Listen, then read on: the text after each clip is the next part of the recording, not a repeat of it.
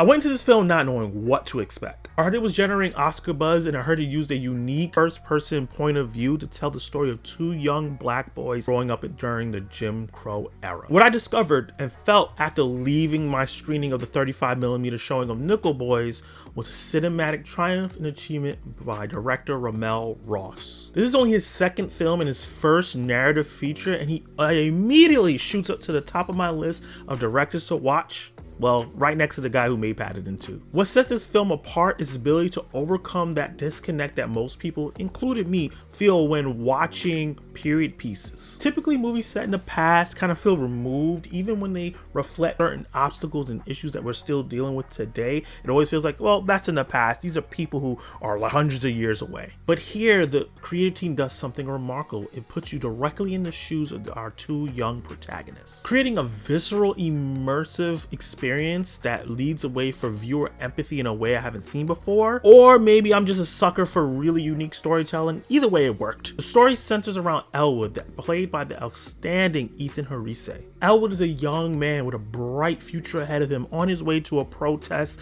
of a movie theater when he gets stopped and pulled over by cops and falsely accused for a crime he did not commit. His dreams are shattered when he gets sentenced for that crime, and he gets sent to a brutal reform school named Nickel Academy in the Jim Crow South. Despite his circumstances, Elwood maintains his naive optimism, which makes him a very compelling character throughout the movie. With his limited screen time, Ethan Harice delivers a performance that's so earnest and so heartfelt, you can't help but root for him at every obstacle he faced and every turn that the movie takes. Honestly, if I had a nickel for every time Elwood made me almost or did cry, I would have enough nickels to buy the whole theater popcorn. At nickel, Elwood meets Turner, played by the wonderful Brandon Wilson, and he creates a stark contrast to Elwood's idealism. Turner is world-weary and wise beyond his years, carrying a swagger that looks like it was born of hard-earned survival skills. Brandon Wilson's performance is as impressive and as captivating as Ethan's performance because he captures his character Turner's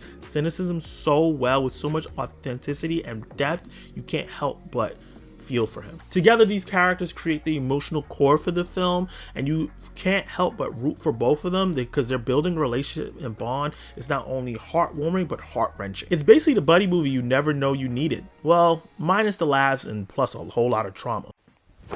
Emotional, damn it! That narrative alone would be a powerful story to watch, but what elevates the story in the film to another level is its unique use of perspective. For 90% of the film, we see the movie through the eyes of Elwood and Turner, which immerses the audience in their experiences. You feel like you are the characters, or at least you're right next to them, experiencing their pain, their traumas, their triumphs, and the little glimmer of hope that they get throughout the film. Interspersed between these films, because this director couldn't just decide to have all these innovations with the first person point of view, is flashbacks, flash forwards that show kind of the forward and what happens to some of the characters that you get introduced into the film, and also interspersed as well are real life photographs and video of real life victims from the school that Nickel Academy is inspired by, the Dozier School in Florida. That a lot of these crimes that happen in this film, this school was shut down for. This unique form of storytelling creates a language to this film unlike anything you may have seen.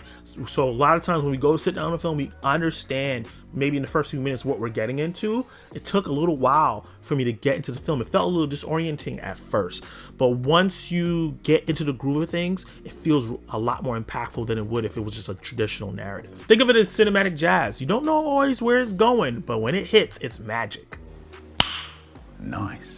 Once the story starts hitting its rhythm, and that's really when Elwood and Turner starts building their bond, the journey in this film is unforgettable. On a technical level, other than this unique first-person perspective and the camera angles that RaMell does, the cinematography is fantastic and it helps the immersion into the film. It draws you back into that time period and feels like a film from that time. I saw it in 35mm, so that even helps. You see little grains on the screen, but on the sound, the music, everything just envelops you into the movie. While also a stellar supporting cast helps the narrative, and this is led by my personal 2024 MVP, Ingenue Ellis-Taylor. She does a standout performance as Elwood grandmother, a grandmother that's trying to get her grandson out of this academy. It's the type of performance that you watch that makes you appreciate your grandma and want to call her right after the film real quick to tell her how much you love her and say thanks.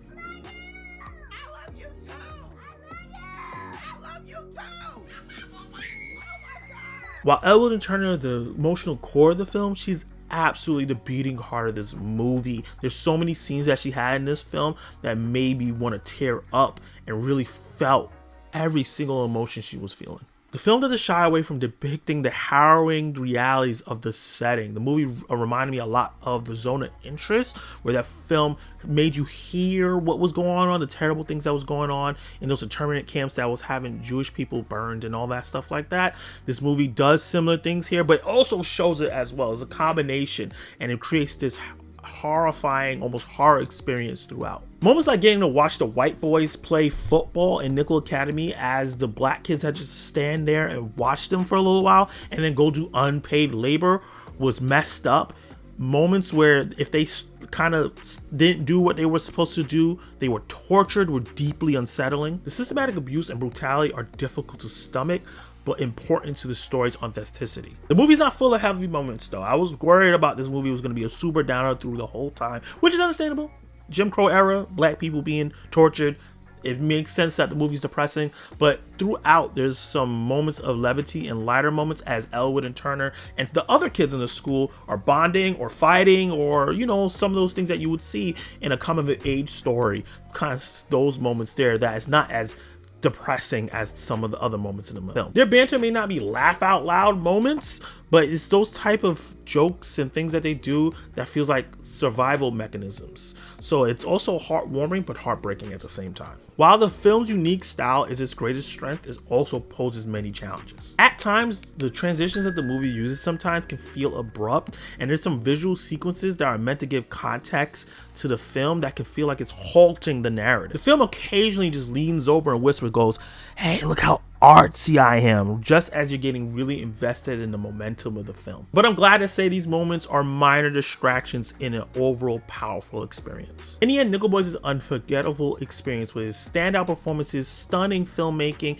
and innovative storytelling. To me, it stands out as the most important film of 2024. It might not be the most fun to watch, but I think it's the most impactful film. If you want to watch a movie that gives you a feel-good time, go watch Paddington 2 again. But if you want a film that's going to stick with you like it's been sticking with me ever since I saw it way after the credits roll, this is it. With that said, I'm gonna give Nickel Boys a B+. Question of the day is, what is your most impactful film of 2024 on you personally? Drop all your answers down below and let me know, and you can watch more of my content right now.